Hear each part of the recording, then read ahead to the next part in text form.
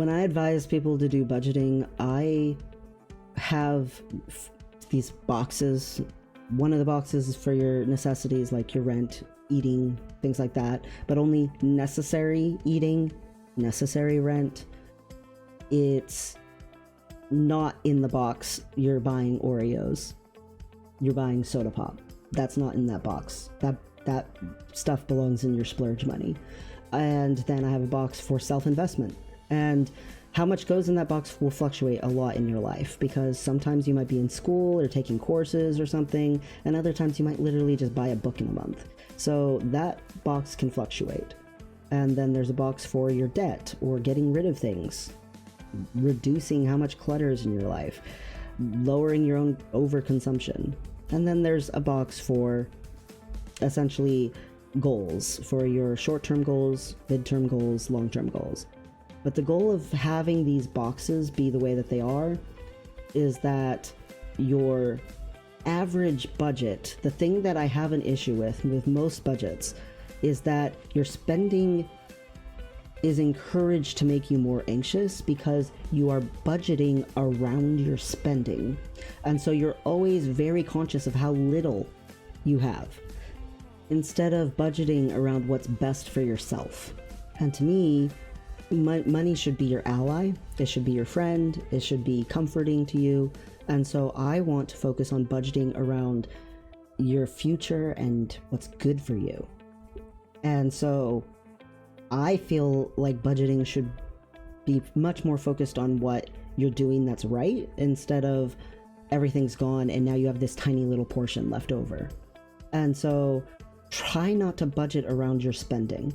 Your spending is a thing that has to happen to a certain degree. And then after that, you're intentional about spending, and that can help you so much in life.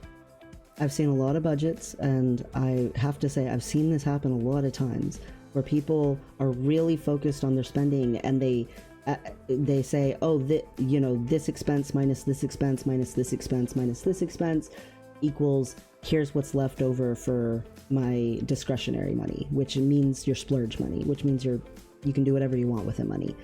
And in actuality, it's supposed to be, here's me paying my future self toward retirement. Here's me paying my dream to go on this particular vacation. Here's my saving. I want to make sure my emergency fund's all kept up, everything like that. Here's me putting money toward a little bit of splurge money so that I am all right. Here's my money towards self-investment and things that help me. And here's money toward taking care of my physical needs, which would be having housing, having food, clothes in the back, stuff like that. And so your healthcare, your safety, they all go into a pretty big box with your rent. Rent is huge.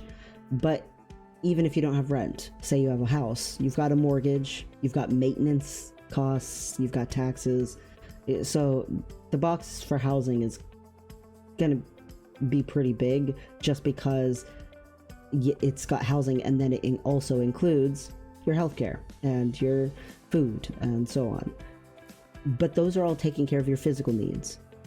When you budget focused on what's best for you, you'll find there's not really much left over that you're spending on junk.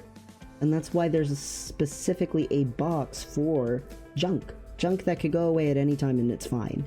It's not really that big of a deal. And one of the junk things is debt. It would be great if that went away, actually. So it's really important to think of it that way. You're not budgeting around your spending. You're budgeting around what's good for you. What's helping you? What is adding to your life?